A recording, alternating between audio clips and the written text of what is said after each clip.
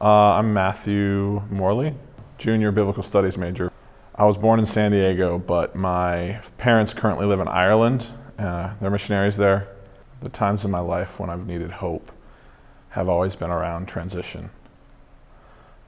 Moving to Ireland for me was really hard. I was 15.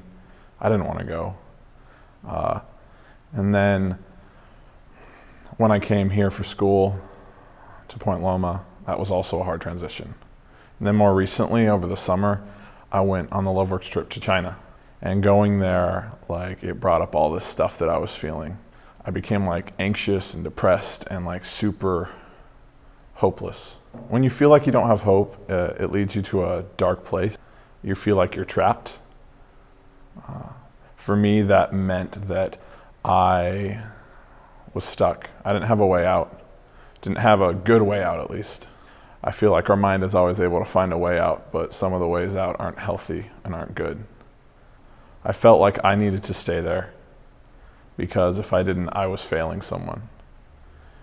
But I also had this other stuff going on, this anxiety, this depression, this darkness. So I ended up telling my team about what happened.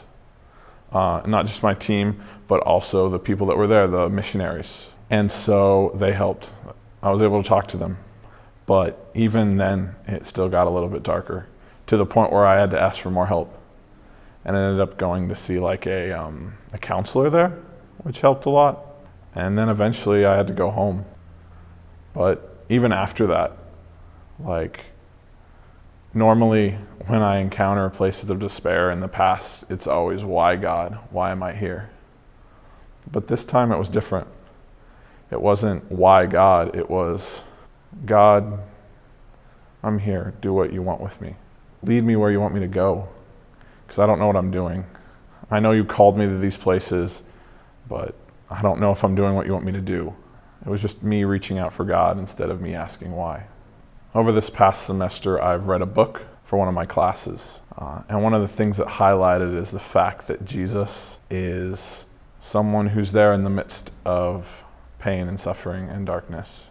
He's called a man of sorrows. He's someone who knows what it means to despair. I mean, on the cross, he asked God why he had forsaken him. And so for me, God was someone who was present with me. He didn't solve everything. He didn't make everything instantly better, but he was there. And that made it better. Hope today is the ability to see something go horribly wrong and me still being able to say, Jesus, you're in control. You're Lord. I trust you.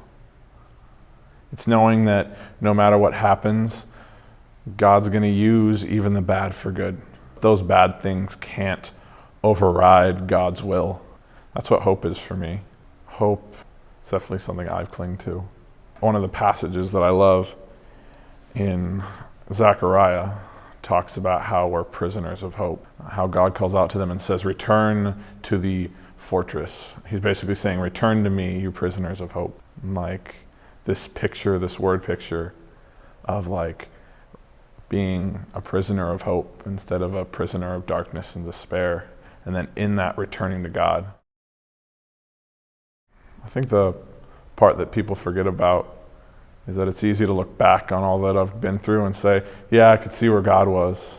I have hope now, but it's definitely something you live in a moment when it's dark and it's hard to see God and when you're hurting and you just feel empty. Those are the time when hope is important. It's that I didn't just get here. I didn't walk in and have all this know-how. I had to earn it over months and months of really hard stuff. I think the relationship between suffering and hope is a lot more complex than we make it out to be. Suffering is bad things. It's death. It's pain. But hope is knowing that 3 days later, Jesus rose from the dead. That while he may have died and he may not be here, he is coming. Suffering is temporary, it's momentary, even if it doesn't feel that way. Hope is trusting that that's true. It's trusting that when God says, I'm going to wipe away every tear, that he's eventually going to do that. If we don't know who Jesus is, if we don't know what he says, if we don't know him, I can't imagine having hope. But if we know him, I honestly can't imagine not hoping.